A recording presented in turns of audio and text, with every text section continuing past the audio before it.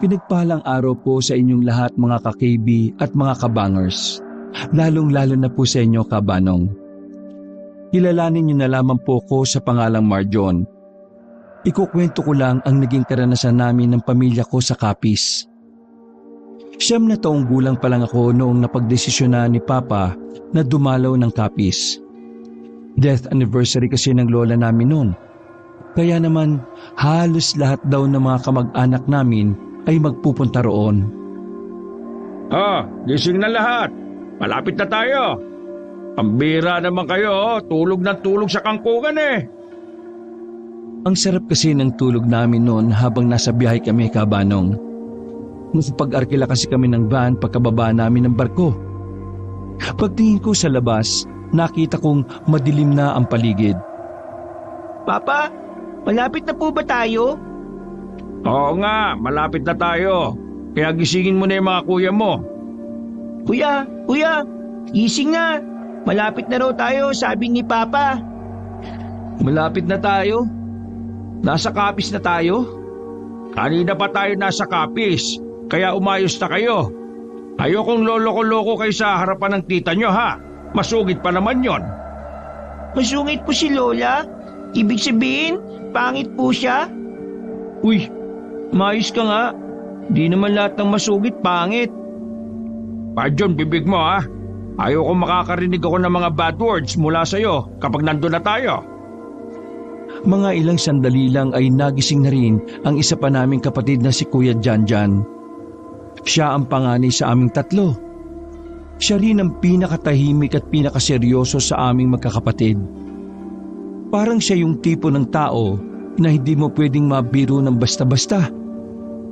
Ikaw, Marjon, kapag nagloko-loko ka dito, papakain ka ni Tita Jonah sa mga aswang.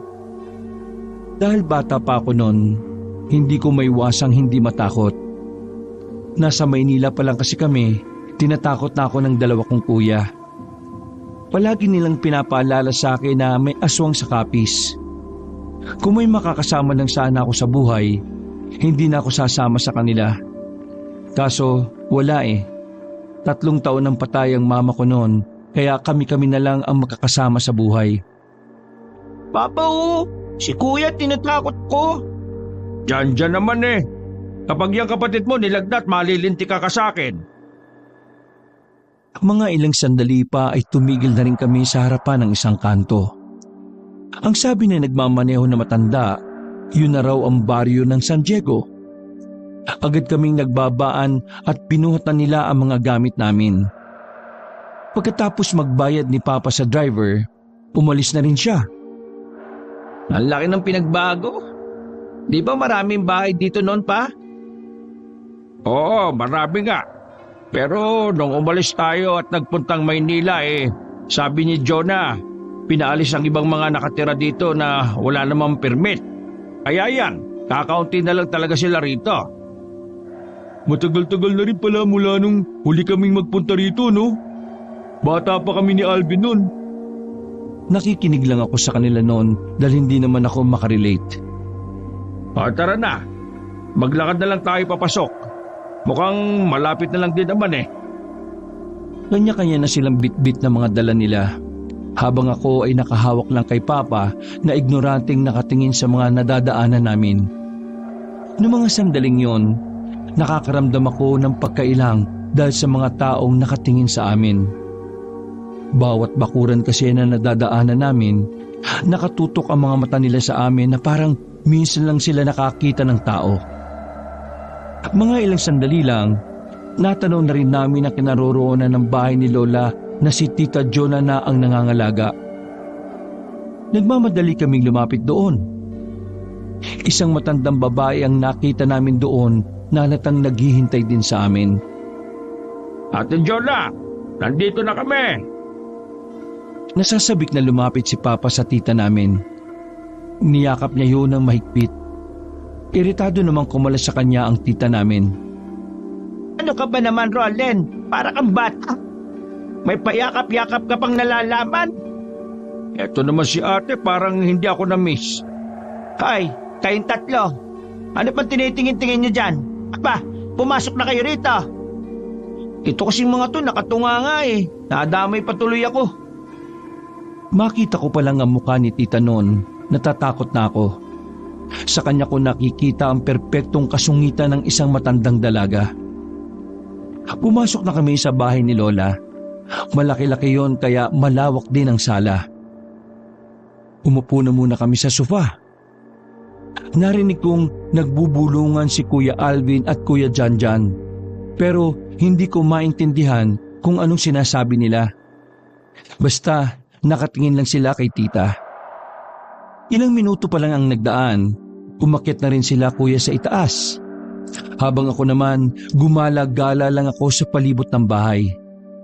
Siyempre bata, kaya curious na curious ako sa mga nakikita ko roon. Tuwang-tuwa kasi ako kasi maraming punong nakapalibot. Pero sa kabilang banda, medyo natatakot din ako. Lalo na kapag naalala ko ang mga panakot ng mga kuya ko. Nalibang ako sa kakalakad ng mga sandaling yon. Sa likuran ng bahay, meron akong nakitang daan na hinarangan lang ng mga kahoy. Para bang dati nang ginagamit ang daan na yon, kaya naman biglang pumasok sa isipan ko na pumunta roon. Wala akong pakialam noon kung pagagalitan ako ni Papa o ni Tita. Ano kaya meron dito?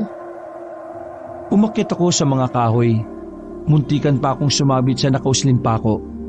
Buti na lang, naiwas ko ang pako. Uy, muntik na ako dun ah. Pagbaba ko, sinundan ko ang daan. Hindi ko alam kung saan ako dadalhin nun. Pero nilalamon talaga ako ng kuryosidad. Lakad lang ako ng lakad. Biglang lumilingon ako sa likuran. Paliit na ng paliit ang nakikita kong bahay nila Lola. Sinyalis na nasa malayong parte na ako.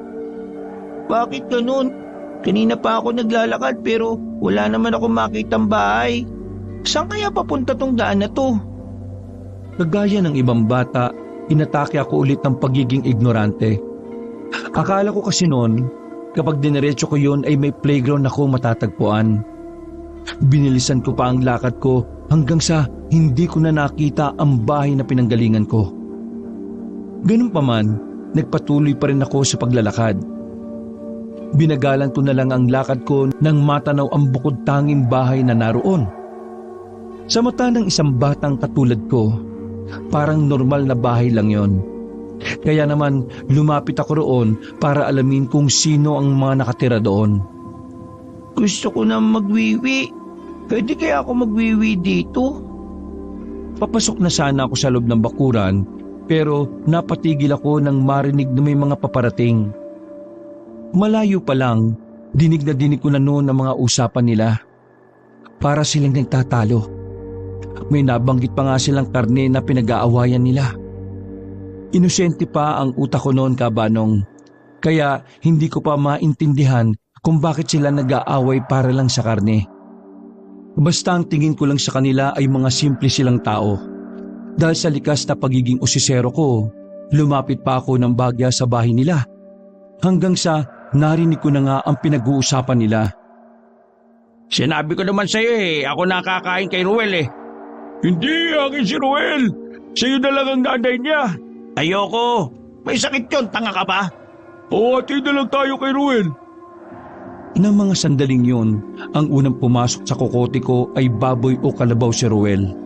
Naalala ko kasi na yung mga alagang baboy at kalabaw ng kapatid ng nanay namin ay may mga pangalan. Hala, kawawa naman. Ano kaya si Ruel? Baboy? Kalabaw? Baka manok din. Umiiling-iling pa ako noon na parabang ang dami ko ng alam sa buhay.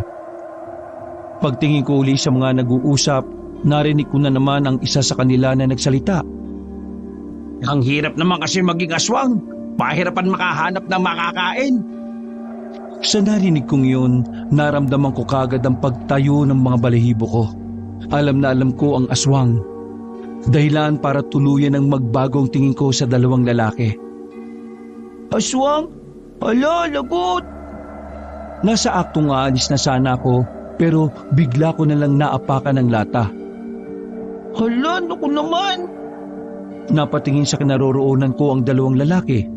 Hindi ko alam ang gagawin ko noon dahil nakita nila akong naroon. Sa sobrang takot ko, Kabanong, hindi ko na namalaya na naihina pala ako sa shorts ko. Hindi ako makagalaw. Para bang sandaling napako ang pako sa kinatatayuan ko. Agad na lumabas ang dalawang lalaki para puntahan ako. Nakakatinginan sila nang makitang bata lang pala ang naroroon. Nagsesenyasan ng dalawa. Kaya umisip na lang ako ng paraan. May sakit po ako. Pwede po pahinging gamot? Hindi sila sumagot. Kitang-kita ko sa mga mukha nila ang pagiging takam. Kapag kinain niyo ko, makakasakit kayo sa atay. Hindi pa sila tumigil.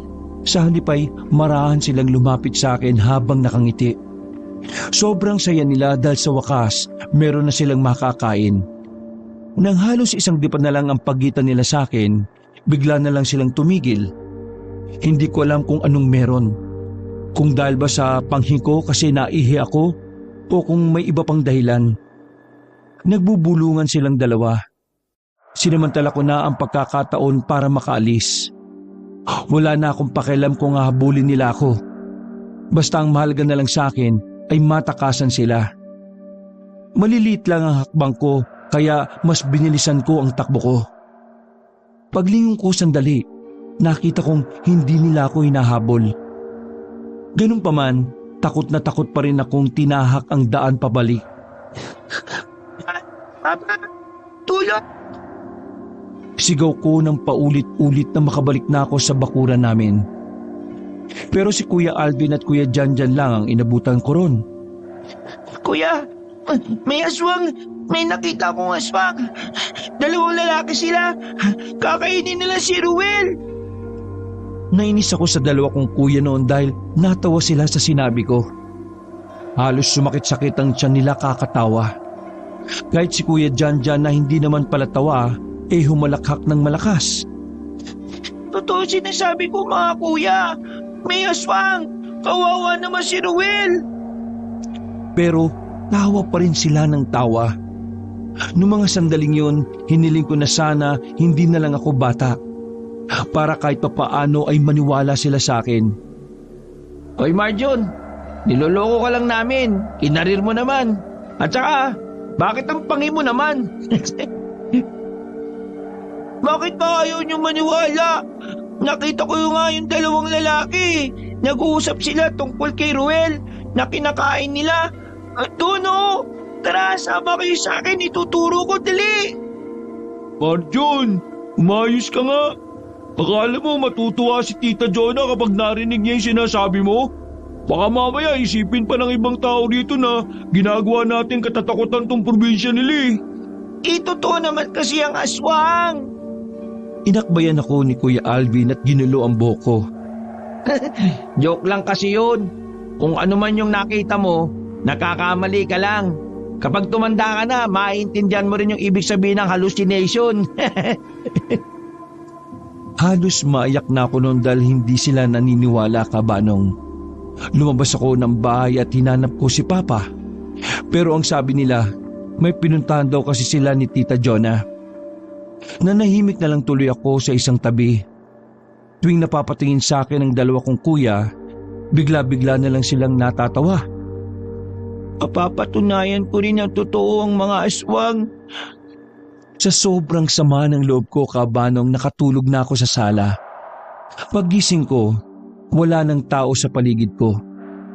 Kinabahan ako noon kaya mabilis akong bumangon. Nakahinga lang ako ng maayos nang makita ko sila Papa sa bakuran. Kasama ang iba ko pang mga tiyuhin. Gusto ko sanang sabihin kay Papa ang natuklasan ko pero tingin pa lang ni Tita Jonah sa gilid, parang titiklop na ako. Habang nasa hagdanan lang ako, nakatulala, biglang may bata ring lalaki ang lumapit sa akin. Sa isip-isip ko noon, magkaedad lang kaming dalawa.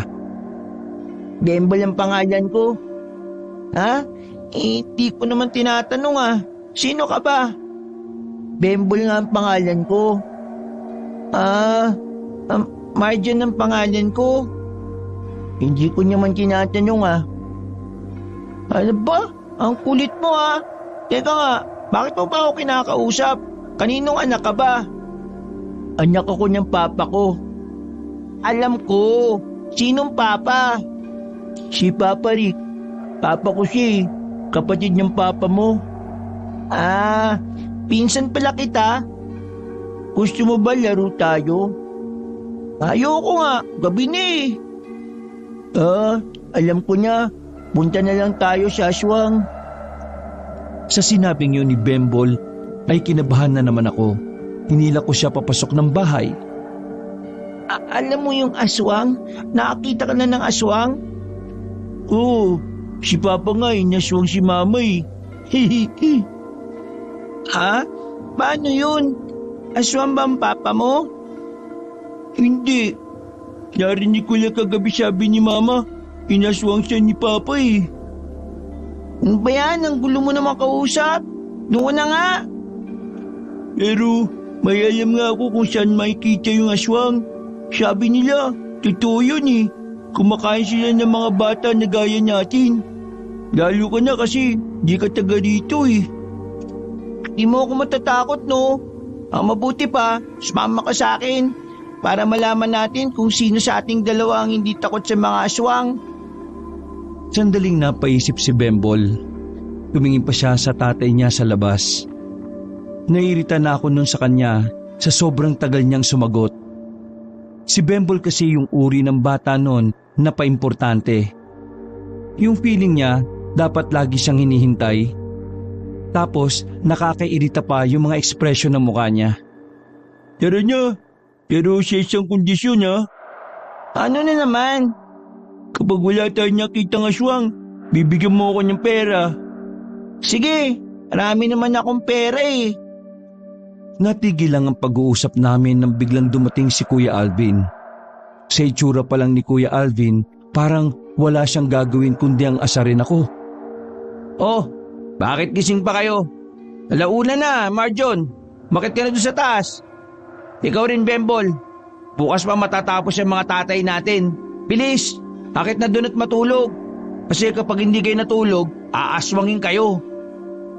Nagmamadali kaming tumakbo ni Bembol papunta sa kwarto niya. Kahit kagigising ko lang noon ay pinilit ko talaga makatulog. Kinabukasan, naging abala ang lahat sa pag-aasikaso at pagluluto. Yun na kasing eksaktong araw ng death anniversary ng lola namin. Hindi magkanda o gaga ang mga tao.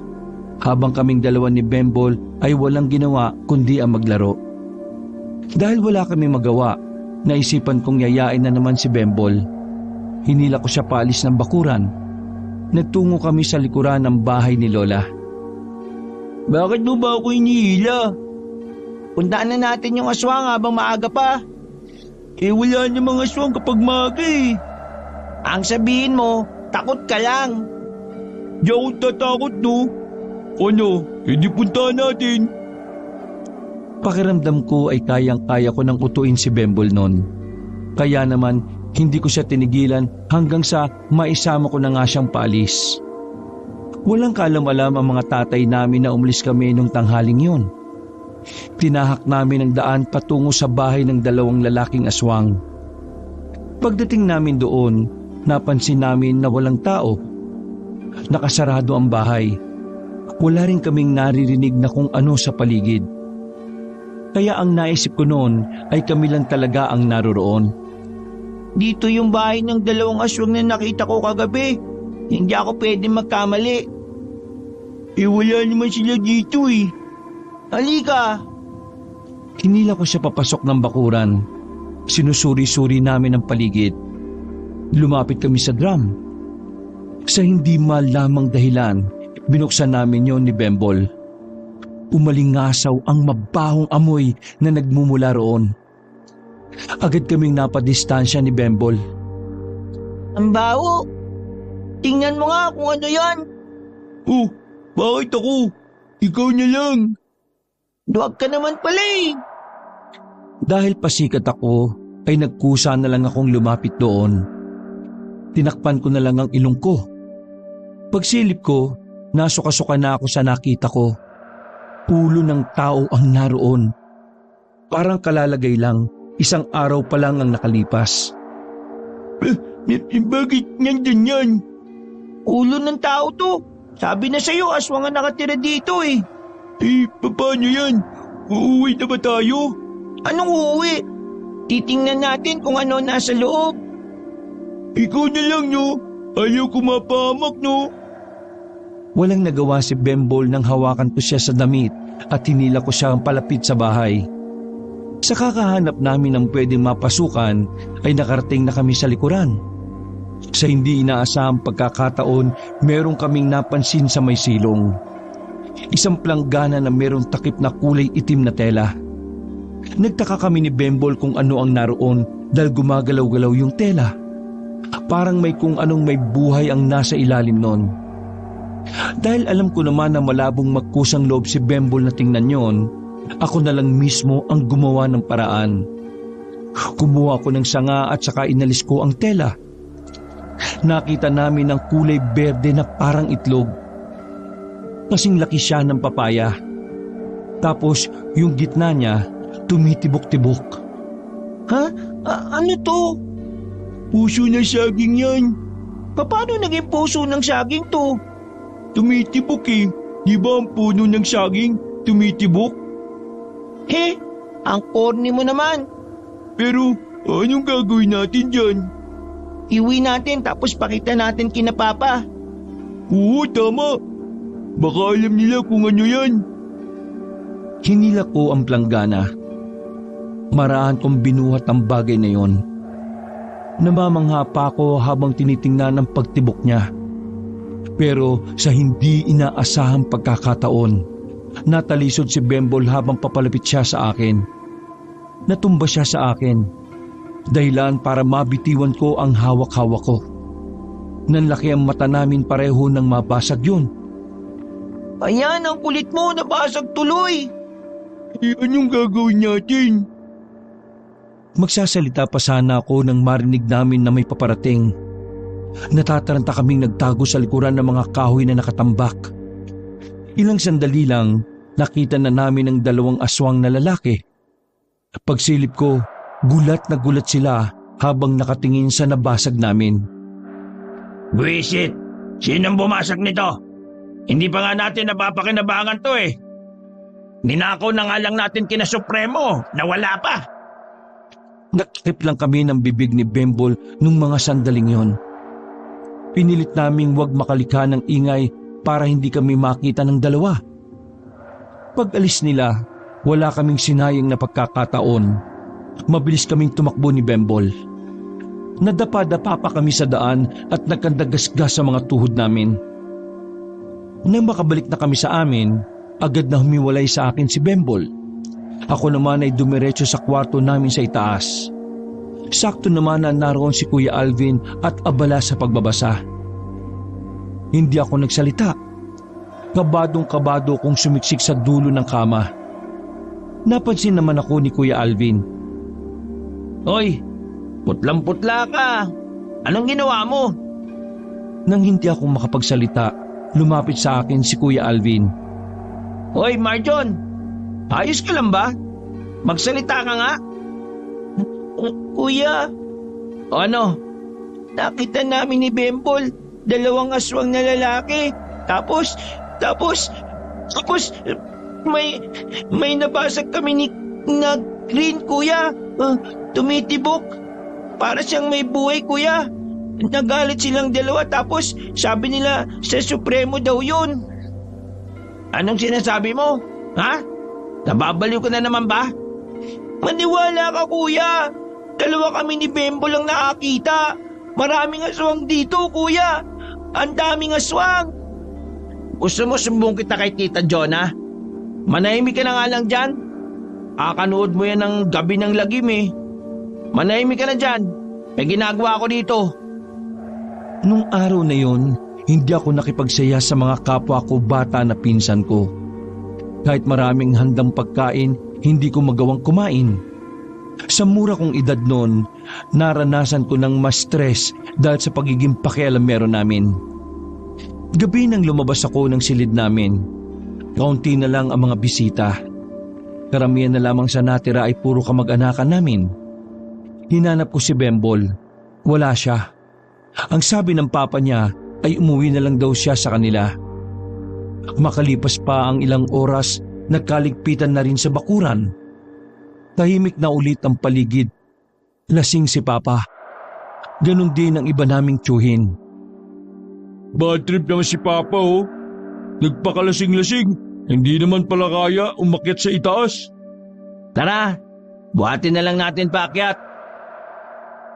Naiwan ako sa sala noon. Nakatingin lang ako sa labas nang makitang may isang lalaki doon na nakatingin din sa akin. Nakaramdam na ako ng pagkailang noon. Buti na lang ay naroon si Tita Jonah. Sino ho kayo? Ano kailangan ninyo?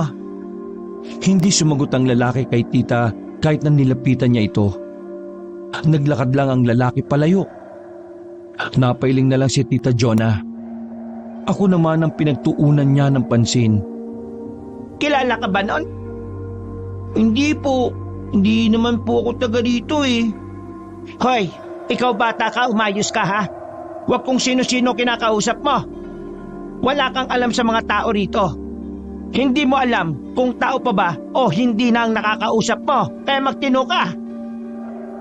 Hindi na ako nakatiis noon. Kahit na alam kong magagalit si Tita Jonah, ay tinanong ko pa rin siya. Aswang po ba ang tinutukoy nyo, Tita Jonah? Nagbago ng reaksyon ang tita ko. Hinawakan niya ako sa damit at saka hinilap papasok sa kusina. Huwag kang magbabanggit-banggit ng aswang dito, naintindihan mo? Baka marinig ka ng mga sigbin. Ano po ang sigbin? Wisit na bata to, oh. Huwag mo na ngang tanongin. Hindi mo naman alam. Kaya nga po ako nagtatanong kasi hindi ko nga po talaga alam eh. Nakatikim ako kay Tita Jonah ng pingot. Pero kahit na ganun pa man, alam ko na noon na may nalalaman si Tita Jonah sa mga aswang. Hindi ko na lang kinulit dahil iritado yung bata. Palibhasa, tumandang dalaga. Oras na ng tulog namin noon, Kabanong. Magkakasama kami sa iisang kwarto. Si Papa sa sahig. Kaming tatlo ay nasa kama. Habang nagpapaantok, narinig namin na parang may mga naglalakad sa bubungan namin. Pero walang pakialam sila, kuya. Kahit sabihin ko sa kanila na aswang yon, hindi nila ako pinapakinggan. Iniisip kasi nila na bata lang ako. Kaya kung ano-anong pagpapapansin ang ginagawa ko. Pero nang biglang makarinig na kami ng parang umaangil sa buong na parang hayop, napatigil ang dalawa kong kuya sa pagsiselfone nila. Nagkatinginan sila na nagtataka ang mga reaksyon. Aswang ang mga yan, ko. Kinutusan ako ni kuya sa ulo para manahimik ako. Pero hindi rin man nila aminin, alam ko noon na maging sila ay kinakabahan na rin. Ang ingay mo, manahimik ka. Aswang naman kasi talaga. Marjon, kapag sinabing manahimik ka ha. Alvin, samahan mo ko, tingnan natin. Marjon, ikaw dito ka lang ha. Napabahala ako noon para sa dalawa kong kuya. Pero hindi ko naman sila kayang pigilan. Ipinagdasal ko na lang na sana hindi sila mapahamak. Dumungo ako sa bintana at nakita ko sila na nasa labas na nakatingala sa bubungan namin. Wala pang ilang minuto, parang mga natatarantang daga ang dalawa kong kuya nang magtakbuhan sila pabalik. Patabog pa nga nilang isinara ang pintuan. Mas mukha pa silang takot na takot kaysa sa akin. Oh, bakit? Nakita nyo rin ba yung aswang? Kuya Janjan, ano po yung nakita natin? Aba, ewan ko. Bakit ba may pakpak yun? Ang kulit nyo eh. Aswang nga yun. Uy, magising si Papa. Kulit nitong batang to oh. Tumalon silang dalawa sa kama. Nababahala mga mukha nito. What if tama tong batang to? Tama nga ako. Oh, ano ngayon kung aswang yun? Anong ngayon? Aswang yun, no? Delikado, mapanganib. Eh anong gagawin natin? Sasabihin natin kay Papa, kay Tita? Dapat malaman nila, Papa, kasi kasaktan nila tayo eh. Tama si Marjon, kuya. Kung ililihim natin sa kanila ang nangyari, baka natigilan kaming tatlo nang marinig namin na malapit na sa bintana ang pag-angil. Salip na sila kuya ang magsarado ng bintana. Ako pa talaga tumatakbo ron eh. Mabuti na lang at may patungan, kaya madali kong naisara. Mga kuya, anong gagawin natin? Papa! Uy, Papa! Gising! Bakit mo ginigising? Wala namang magagawa yan. Lasing yan eh. Inalog-alog pa rin ni Kuya si Papa. Nagawa naman niyang gisingin si Papa pero ngumiti lang sa kanya sabay tulog ulit. Nadagdagan ng kaba namin ng palakas ang kalabog sa bintana. Napangwi lang ako na may marinig kaming malakas na putok ng baril sa may labas. Pagkatapos, naramdaman na lang namin na umalis na ang aswang. Binuksan namin ang bintana. Pagtingin namin sa labas, nakita namin si Tita Jonah. Hawak-hawak ang senyoritang baril. Ha? Si Tita bumaril? Tita, ikaw bumaril sa aswang? Hindi sumagot sa akin noon si Tita Jonah. Padabog itong pumasok sa loob ng bahay. Sa hagdan pa lang, naririnig na namin ang boses niya. Isingin niyo ang ama niyo at may pag-uusapan tayo. Wala kaming nagawa. Itinayo na lamang namin si Papa ng sapilitan. Sabay-sabay kaming bumaba sa sala. Hindi ko nga alam kung bakit pati ako kasama kay ang bata-bata ko pa noon. Makalipas ang ilang sandali, pinatawag ni Tita ang mga kamag-anak namin. Wala itong pakialam kahit lasing pa ang karamihan. Nawala ang antok at tama nila Papa nang galit na nagsermon si Tita Jonah sa amin. Lahat ng lalaki sa angkan parang titiklop sa kanya. Ano ba naman ate? Matagal nang walang aswang. Ano yung sinasabi mo na may... Isa ka pa! Inaatake na ang mga anak mo, tutulog-tulog ka pa! Kayong lahat dito, umamin kayo! Sino sa inyo ang may nagawang kasalanan sa mga aswang? Bakit nagpaparamdam na naman sila? Matagal na tayong nakipagkasundo sa kanila. Bakit nanggugulo na naman sila? Sino sa inyo ang dahilan at bakit sila nagtatangkang manakit sa atin? Pawis na pawis ako noon habang nasa gilid lang ako. Hindi ko alam kung paano ko aaminin na maaring ako ang dahilan dahil nga rin sa nabasag kong bagay na tumitibok. Wala bang aamin, ha? Nang makita kong maigpit na ang yakap ni Tita sa baril, hindi na ako nagdalawang isip pa. Naglakad ako at tumigil sa harapan nila. Tita, sorry po. Pero ako po yun eh.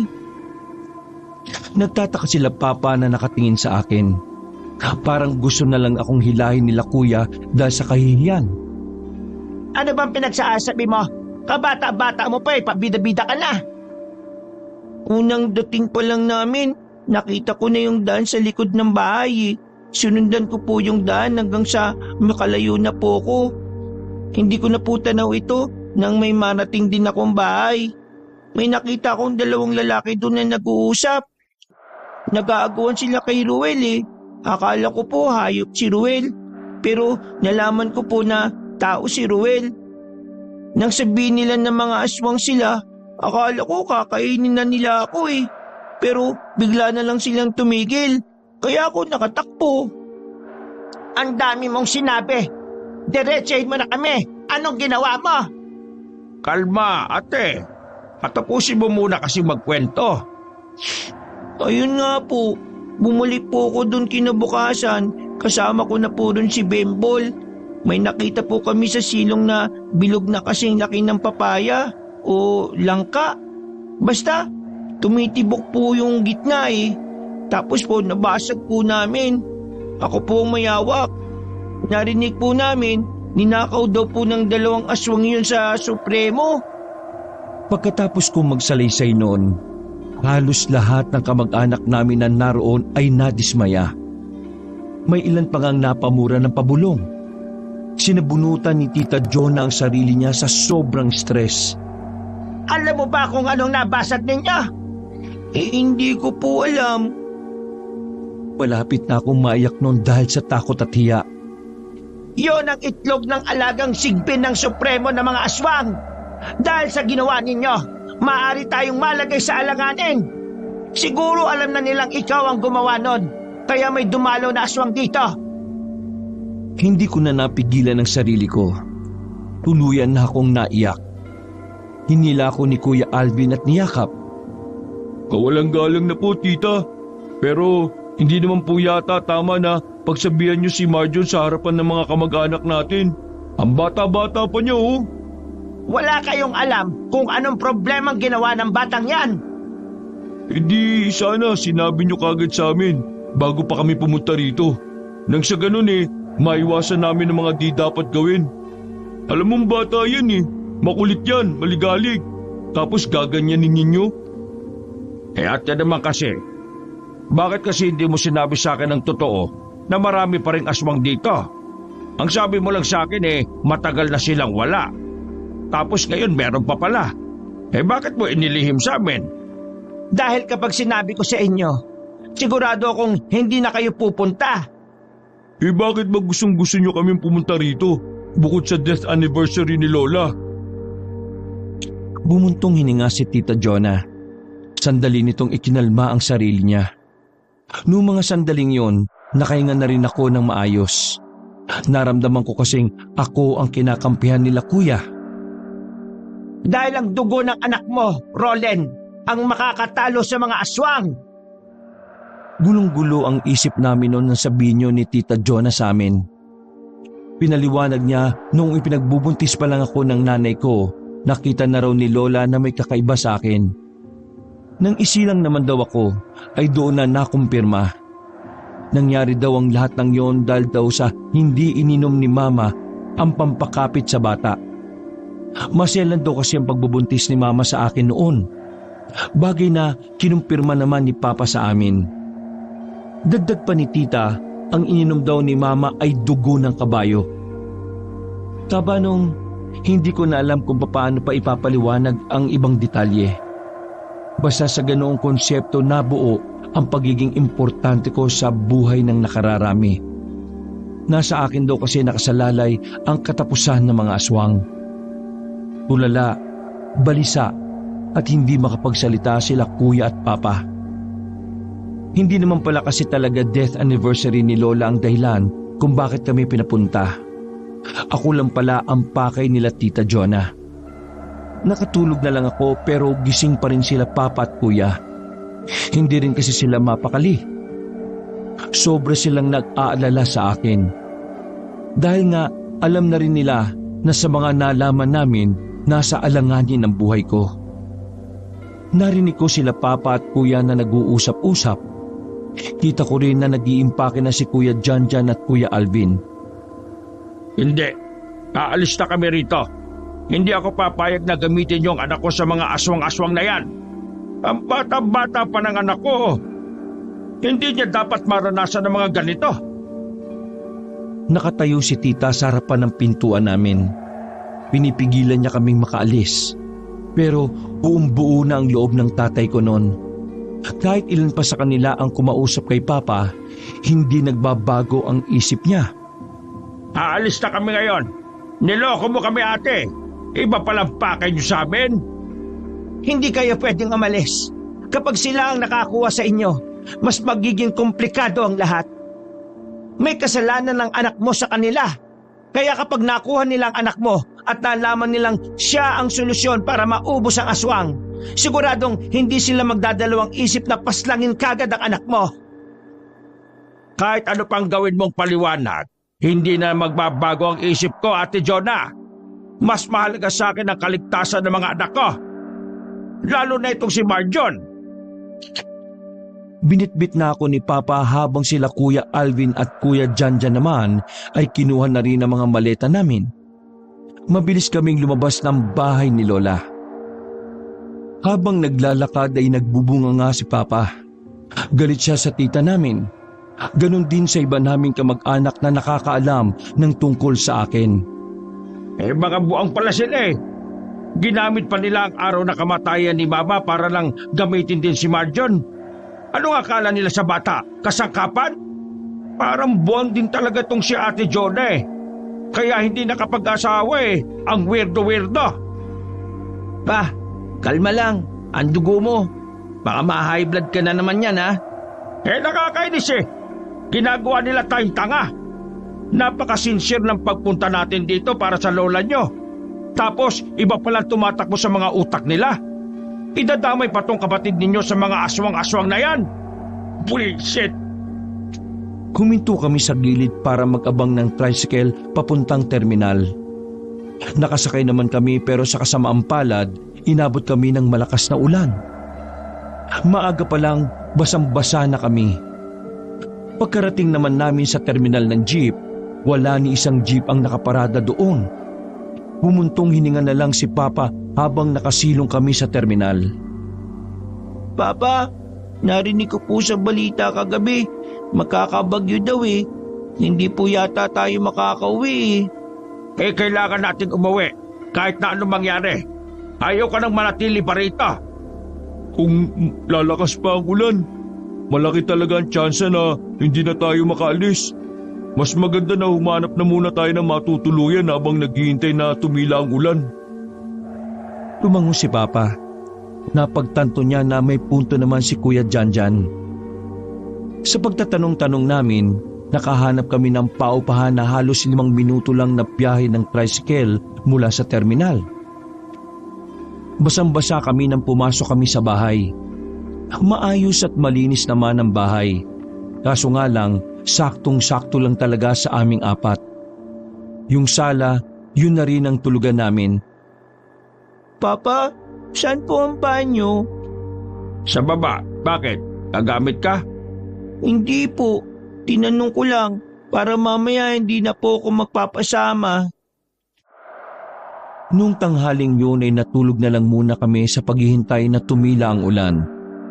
Nagising kami 5:00 na ng hapon.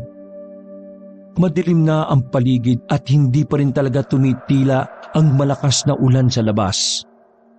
Nagpaalam ako sandali kina Papa na iihi lang ako sa baba. Agad din naman silang pumayag kasi nasa 2nd floor lang din naman kami. Nang nasa banyo na ako, meron akong nakasalubong na isang lalaki. Hindi ko alam kung bakit bigla na lang siyang nataranta nang makita ako. Nang titigan ko ang mukha niya ay saka ko siya namukaan. Natakot ako bigla. Hindi na ako nakagamit ang banyo sa sobrang pagmamadali kong makabalik kina Papa. Papa! Oh, ano bang problema, anak? Papa, yung sinabi ko po sa inyo na nakita kong 2 lalaking aswang, nakita ko ang isa dito sa baba, ngayon lang. Napatayo sila Papa sa sinabi ko dahil naniniwala na sila sa akin. Sige na, kunin mo na mga gamit mo at aalis na din tayo ngayon din. Pero malakas pa ang ulan pa. Wala tayong pakialam kung ano pa ang panahon. Ang mahalaga, hindi tayo maabutan ng mga aswang na yan. Baka kunin nila ito kapatid pa. Tama si Papa, wala tayong dapat nasayangin na oras. Kahit na malakas ang ulan at hangin sa labas ay sinuong namin yon. Hindi namin alam kung saan kami pupunta. Basta sumakay na lang kami kaagad ng may mapadaan na tricycle. Basang-basa na naman kami. Giniginaw na rin ako ng mga sandaling yon. Nang mas lumakas pa ang ulan, hindi na rin kami kinaya ng tricycle. Napilitan na lang kaming bumaba dahil tumirik na kami. Sumilong kami sa parang lumang terminal ng tricycle. Para kami mga basang sisiw. Inabot na kami ng gabi doon. Ang oras kung saan nagsimula ang kalbaryo namin. Makalipas ang halos 1 oras namin doon, tumigil na rin ang ulan.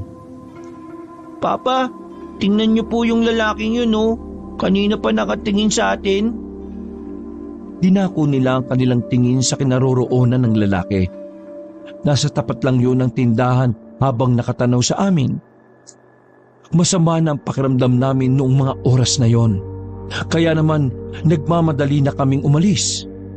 Wala na kaming masakyan na tricycle kaya naman manong-manong takbo at lakad na lang ang nagawa namin.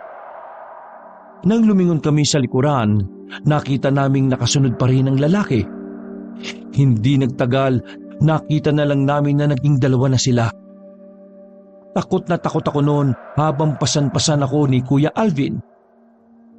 Mas binilisan pa namin ang takbo namin nang makitang gumapang na ang isa sa kanila. Papa, gumagabang na po yung isa oh.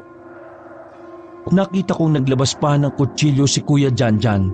Si Papa naman ay humablot ng sanga na pwedeng ipamalo.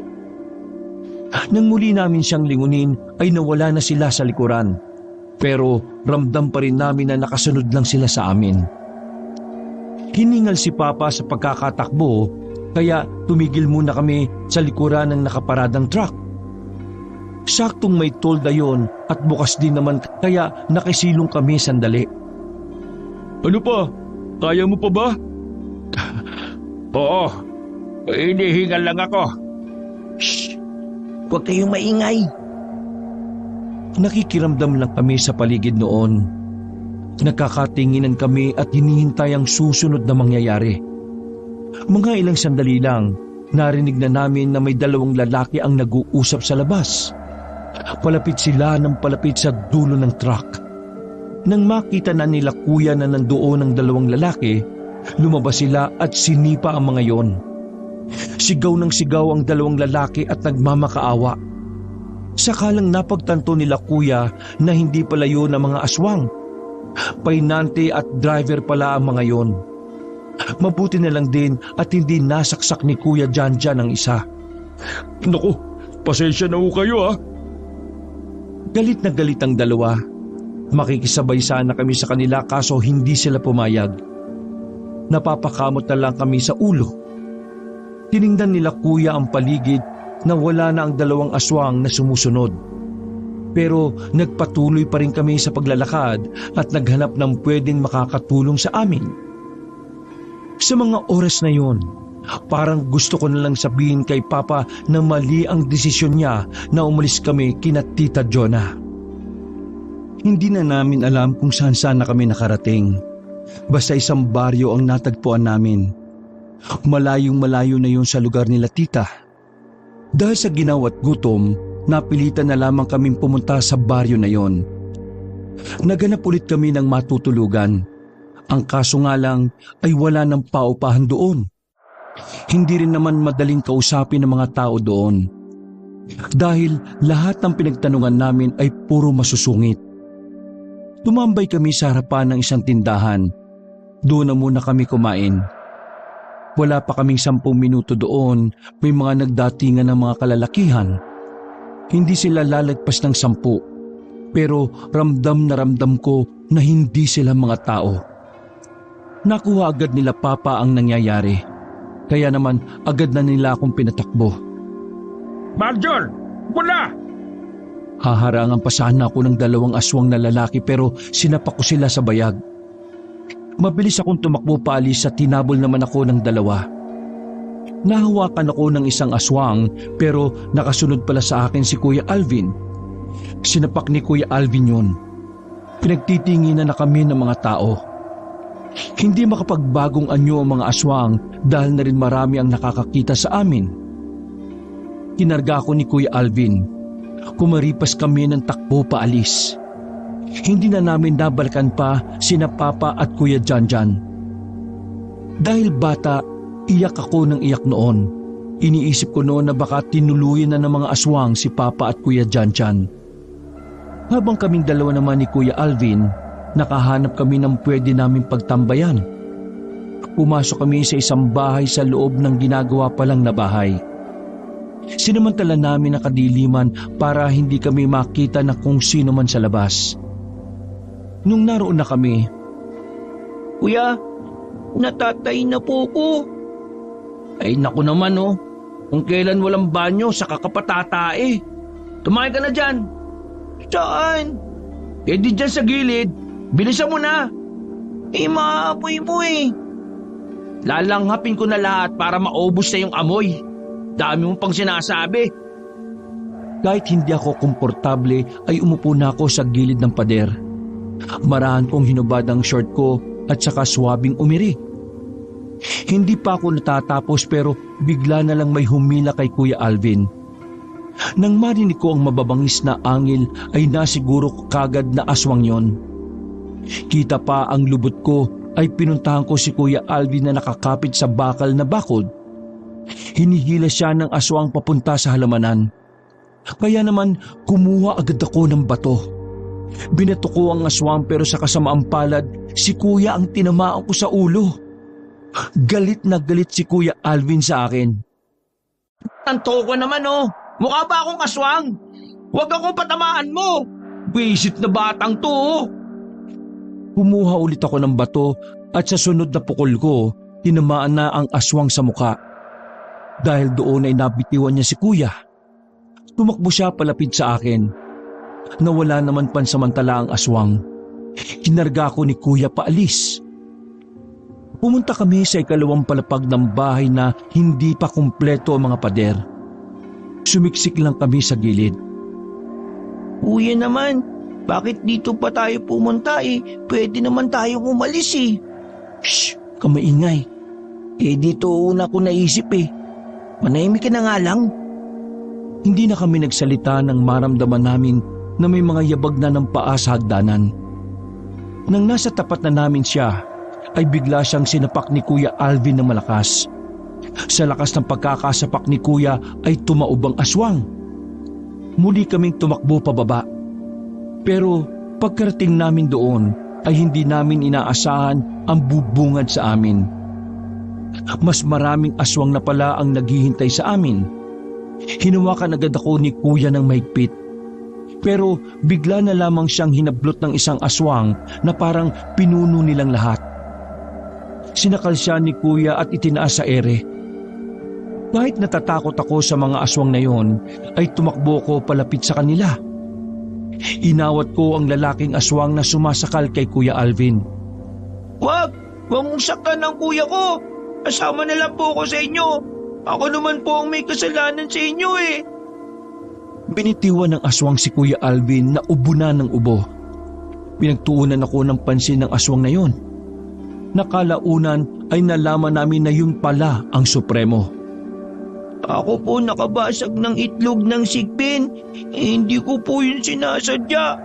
Pero handa po akong pagbayaran yun. Buhay ang kinuha mo, kaya buhay din ang kapalit. Ako na lang po. Huwag na po ang kuya ko. Sige, ikaw na lang ang magiging kapalit ng alaga kong sigbin. Sasama ka sa akin. Marahas akong hinablot ng aswang na yon. Wala na akong nagawa kundi ang maiyak na lamang. Marjon, huwag kang sumama dyan. Kuya, pasensya ka na. Wala na akong ibang paraan na alam para may ligtas ka. Uy! Bitiwan mo siya! Kuya, pakiusap. Huwag ka na pong lumaban. Masasayang itong gagawin ko kung masasaktan ka pa.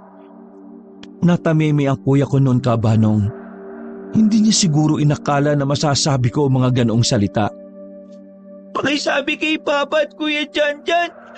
Love na love ko sila. Pinitbit na ako ng aswang, habang si Kuya Alvin naman ay naiwan lang doon. Walang nagawa kundi ang sumigaw lang ng sumigaw.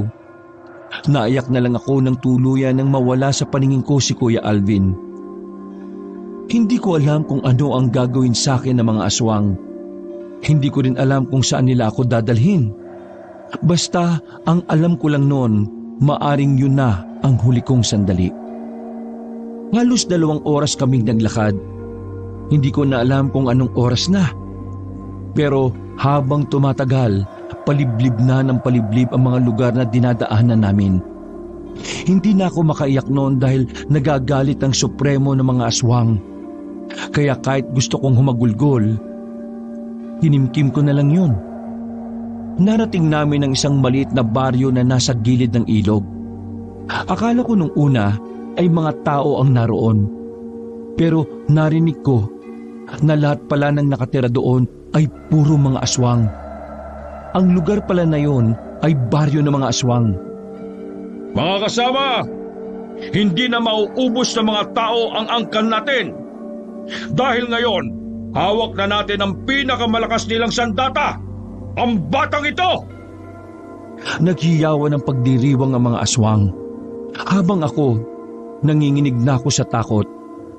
Maya-maya pa, dinala na ako ng isang lalaki sa isang bahay. Pinasok niya ako doon at kinandado.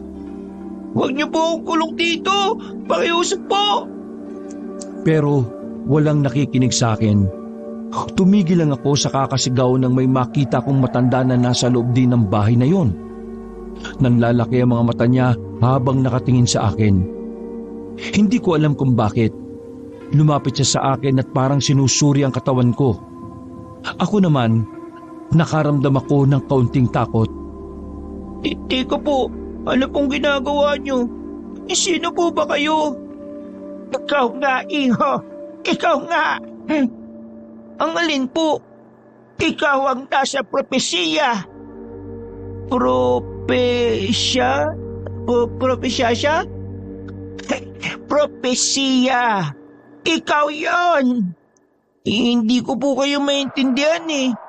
Ikaw ang nakasaad sa libro ng mga albularyo. Ang batang may dugo na tatalo sa mga aswang. Bigla niyang hinawakan ang kamay ko at tiningnan ang pulso ko. Pumikit siya. Ilang sandali lang ay lumapad ang ngiti.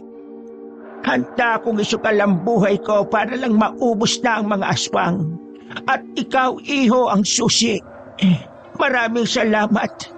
Sa wakas, makakapagpahinga na rin ako. Bakit po? Pagod na po ba kayo? Bumuntong hininga ang matanda. Ay nako, itong batang ito oh. Ano pong pangalan niyo? Lola Beth. Yun ang itawag mo sa akin.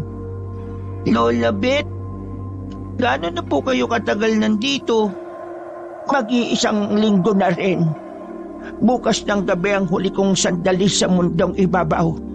Kaya naman, labis akong nagpapasalamat na ang matagal ko nang hinahanap ay kusang inilapit sa akin ng Panginoon. Lola Beth, hindi ko po kayo maintindihan. Bakit niyo po sinasabi na handa po kayong ialay ang buhay niyo sa pamamagitan ko? Dahil kailangan kong mawala para matalo sila, iho. Sino po ba kayo? Ako ang isa sa pinakamatandang albularyo. Ako na lang ang natitirang buhay. Ang iba ay nangamatay na. Kawawa naman po kayo. Pero gagawa po ko ng paraan para makatakas dito. Hindi na kailangan. Ang kailangan mo lang gawin ay makiisa sa akin. Huwag kang matatakot, ha? Bakit po? Ano po bang gagawin nyo? Kailangan kong matikman ng dugo mo. Hala! Aswang ka rin?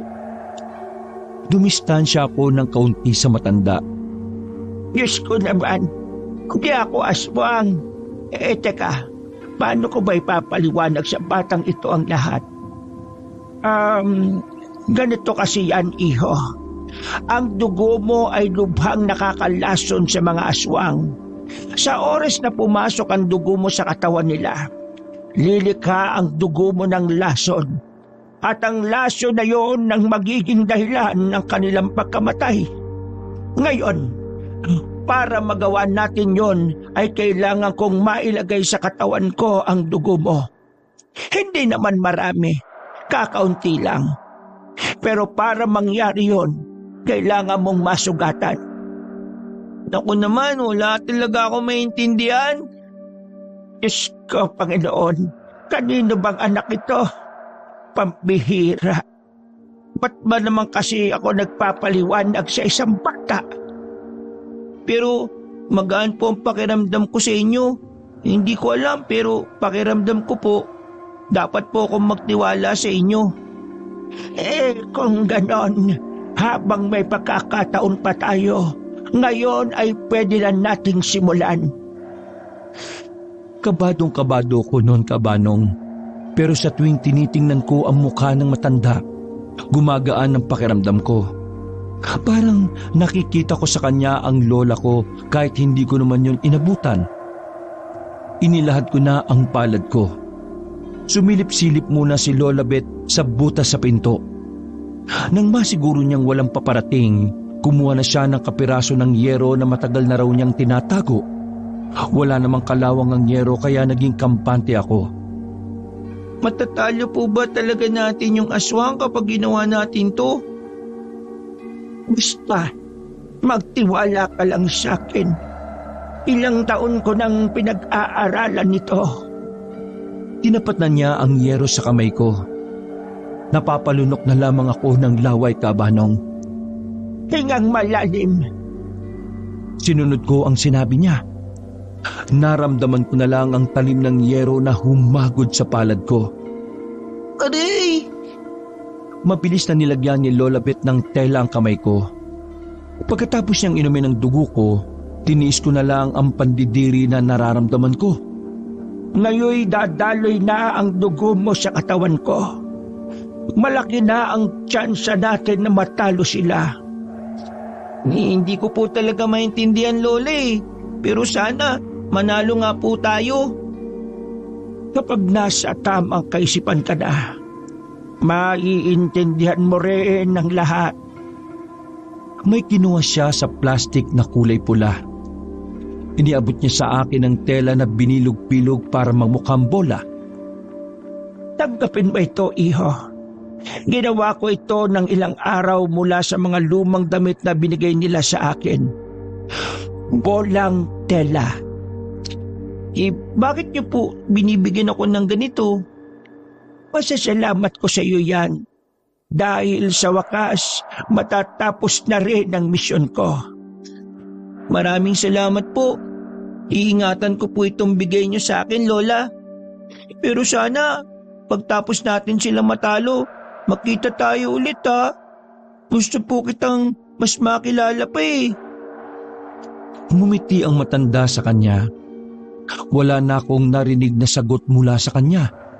Pero hindi ko inakala na yun na pala ang una at huling beses na makikita ko ang kanyang magandang ngiti.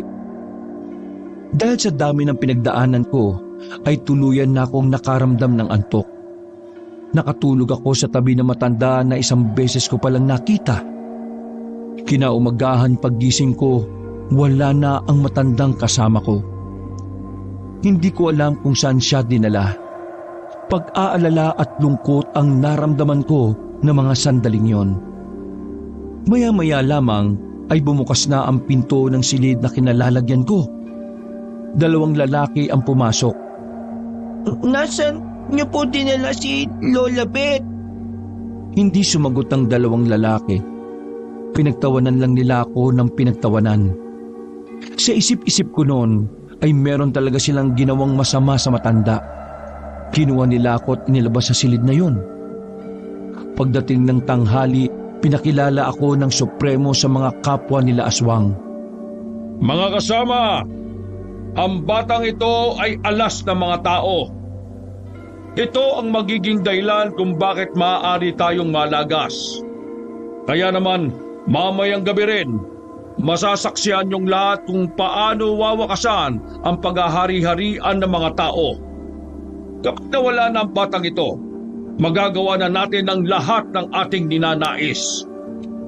Tuwang-tuwa ang mga aswang. Nakakatakot ang mga tawa nila at mga hiyawan.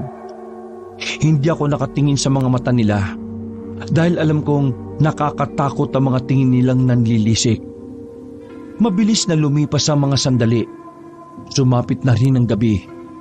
Naging abala ang mga aswang para sa paghahanda nila sa nalalapit kong kamatayan.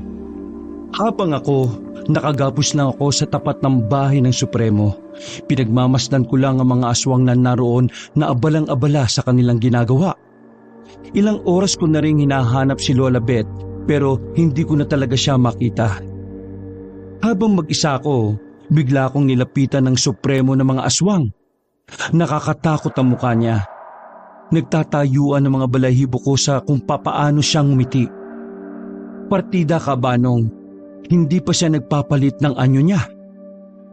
Nakakaawa kang bata. Maaga kang mawawala sa mundo ng dahil sa kagagawa ng mga kamag-anakan mo. Parang awa niyo na po. Pakawalan niyo na po ako.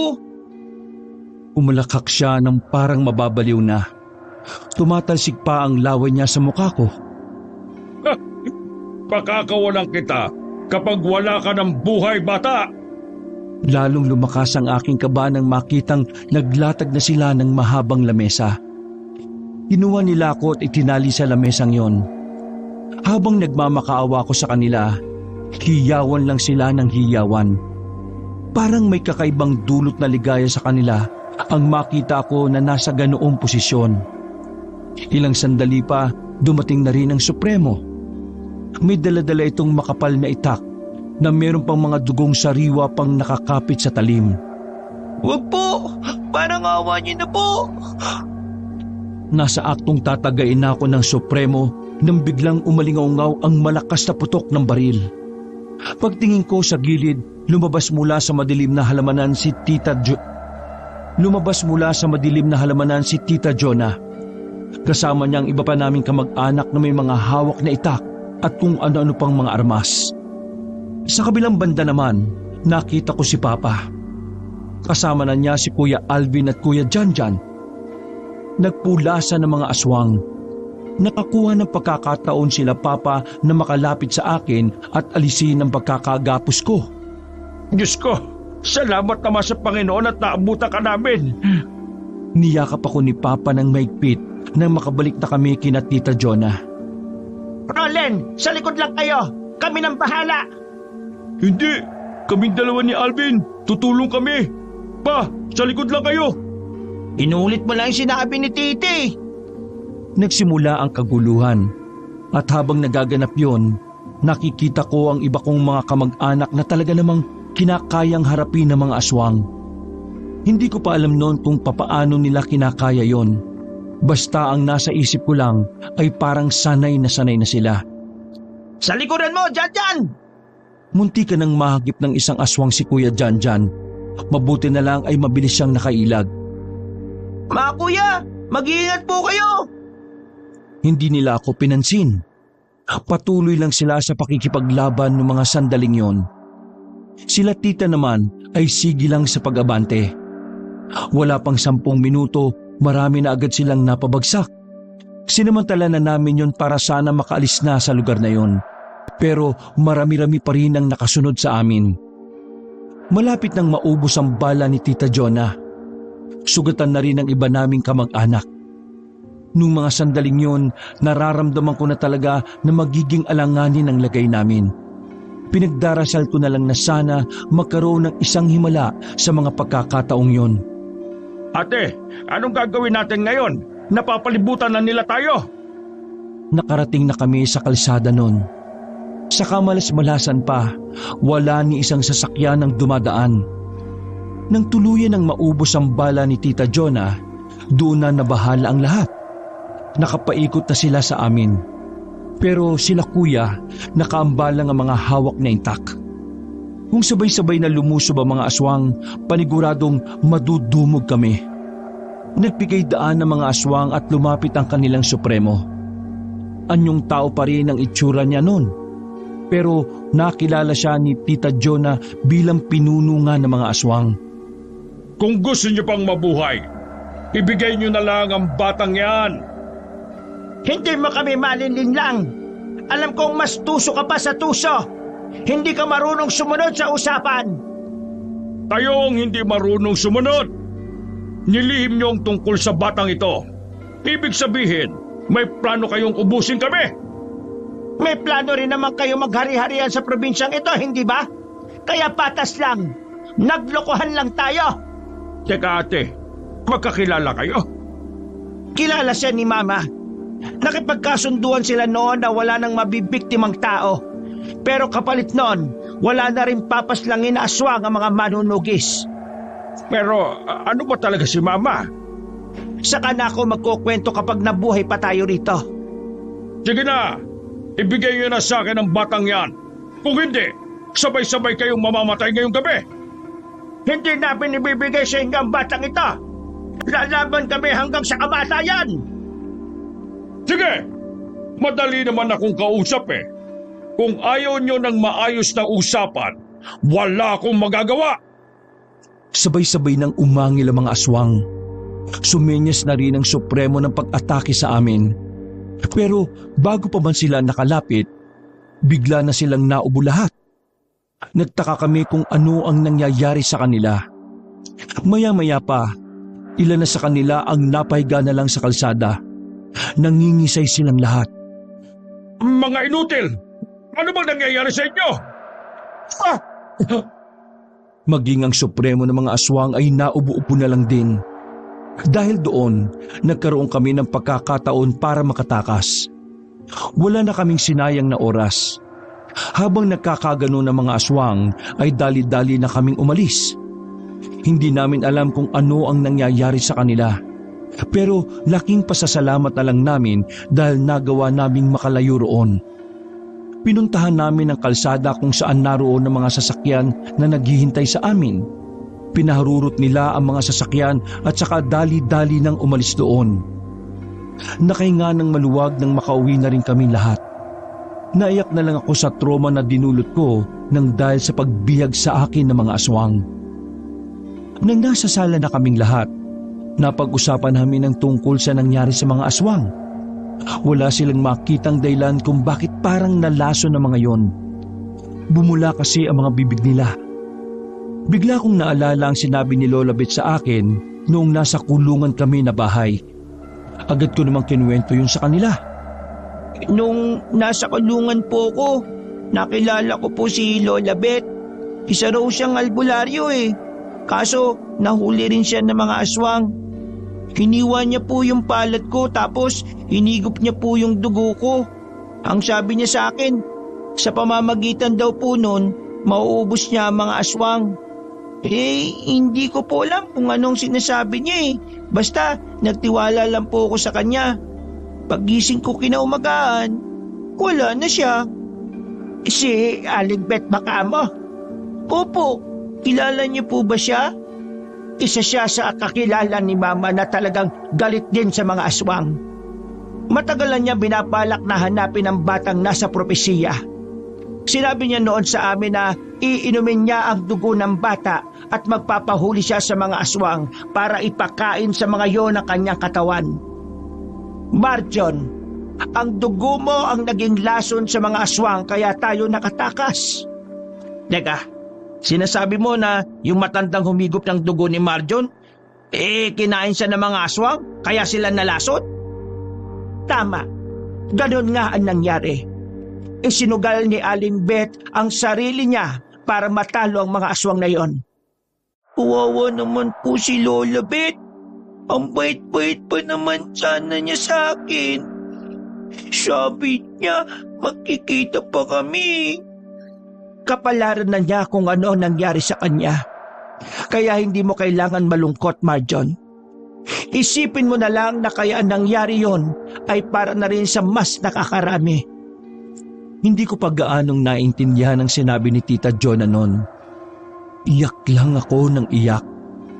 Hanggang sa mga ilang sandali lang ay nakaramdam na rin ako ng antok. Pinagpahinga na muna ako nila Papa, habang sila naman ay nagbabantay sa paligid sa posibilidad na may mga natitira pang aswang. Dakong 3:00 ng madaling araw, muling nabulabog ang paligid. Nagising ako sa malalakas na sigawan ng mga kamag-anak namin. Dali-dali akong bumaba ng sala. Nakasalubong ko si Papa na sa akin din pala ang punta. Papa, ano po nangyayari? Yung supremo ng mga aswang, buhay pa! Kinalibutan ako nang marinig ko ang sinabi niyo ng tatay ko. Sabay na kaming bumaba ng sala. Sinarado na ang lahat ng bintana, ang pintuan din ay nilagyan na rin ng kandado. Kakaibang supremo ng mga aswang. Hindi siya pangkaraniwan. Natataranta ako nang makitang may isa na kaming kamag-anak ang sugatan. Nakahandusay lang sa sahig habang duguan. Inilayo nila kuya para agapan ang nawawalang dugo sa katawan nito. Mga ilang sandali lang, bigla na lang nawasak ng supremo ng mga aswang ang pintuan. Aswang! Ninyo iakyat sa itaas! Wala nang magawa sila Papa. Hindi na rin magamit ang baril dahil wala na rin mga balang mailagay. Roland, bantayin mo lang ang anak mo. Kami nang bahala. Janjan at Alvin, tulungan niyo kami. Tumango lang sila kuya. Matapang nilang hinarapang aswang. Sabay-sabay silang lumusob sa Supremo. Habang kami nakatayo lang sa gilid, hindi rin naman kami pwedeng pumunta sa taas dahil tsak, mas magmamadali ang mga aswang kapag nakitang wala kami sa sala. Pinagtatataga nila kuya ang aswang pero sinasalag-salag lang ng Supremo ang mga itak. Mula nang magbago ng anyo yon, parang hindi na yon tinatablan kahit duguan pa rin ang katawan. Anong akala nyo sa Supremo? Mahina! Hindi ako matatalo ng ganun-ganun lang! Uubusin ko kayong mga tao! Marahas na hinawakan ng Supremo si Kuya Alvin. Walang kahirap-hirap nitong binalibag si Kuya sa gilid. Sinunod naman itong atakin si Kuya Janjan. Hinagis lang din yun sa lamesa. Sila tita naman, pinilit nilang labanan pa rin ang aswang. Pero sa pagkakataon na yon, hindi na talaga nila kinaya. Kinalmot ng Supremo si tita sa likuran. Sa sobrang hapdi ay nakadapa na lang ang tita ko sa sahig. Ang iba ko namang tito sabay-sabay na niyakap ang aswang para maitulak na lang palabas. Pero pinagdadatakma lang sila sa ulo at binalandra sa pinto. Nanginginig na ako sa takot nang tumingin na siya sa direksyon namin. Tumakbo kami ni Papa patungong kusina. Pero nakasunod sa amin ang aswang na nandun. Lalapit na sana siya sa amin nang biglang matanaw namin sa sala na pumasok si Bembol. Takang-taka siya sa nangyayari kung bakit may mga taong nakahandusay. Uy! Sino ka? Bakit ang pangit ng mukha mo? Mas lalo kong kinabahan sa mga sandaling yon. May iba pa palang bata rito? Pero dahil wala naman itong silbi, uunahin ko na muna ito. Wag! Huwag ka lalapit, pangit ka! Unti-unting naglakad ang aswang. Pilit akong kumalas kay Papa. Dumampot ako ng kutsilyo sa kusina at tumakbo palabas. Nagpaslide pa ako sa pagitan ng mga hita ng aswang at nang nasa harapan na ako ni Bembol ay tinutukan ko ng kutsilyo ang aswang. Sige! Subukan mong galawin si Bembol! Ang galing mo dun ulitin mo nga yun! Aswang ang nasa harapan natin, eng-eng ka talaga! Natakot si Bembol. Pumunta siya sa likuran ko habang nanginginig. Sa tingin mo mapapatay mo ako ng kutsilyong yan? Tumawa ng malakas ang aswang. Sinamantala ko na ang pagkakataon. Muli kong sinugatan ang kamay ko pero sa kabila naman. Pinahid ko pa ang dugo sa kutsilyo. Habang tumatawa siya, pung-tapong kong pinukol ng kutsilyo ang aswang. Tumama yun sa bandang kaliwang dibdib niya. Nagulat siya sa ginawa ko. Nung una, akala ko ay walang silbi ang ginawa ko. Pero kalaunan lang, nakita na lang namin na parang nanghihina na rin siya. Bata lang ako, pero matalino ko. Noong mga sandaling yon, hindi ko alam kung papaano ko yun nagawa. Basta pakiramdam ko, ginabayan ako ng mama ko at ng lola ko. Wala pang ilang minuto, tuluyan ng nalagutan ng hininga ang aswang. Doon ko talaga napatunayan na talagang totoong lason sa kanila ang dugo ko. Sinunog nila tita ang aswang. Inabon nila yon para hindi na muling pang mabuhay. Naubos ng angkan namin ang mga aswang. Hindi na ako nagtaka noon kasi sabi ni Tita Jonah, likas na talaga sa angkan namin ang pagiging matapang. Mula kasi nang umalis kami ng Capiz, naging manunugis pala ang karamihan sa kanila. Umuwi na rin kami ng Maynila nang masigurong wala nang natirang aswang. At para na rin madaling maghilom ang mga trobang dinanas ko, sa ngayon kabanong hindi ko alam kung panlaban pa rin ba sa mga aswang ang dugo ko.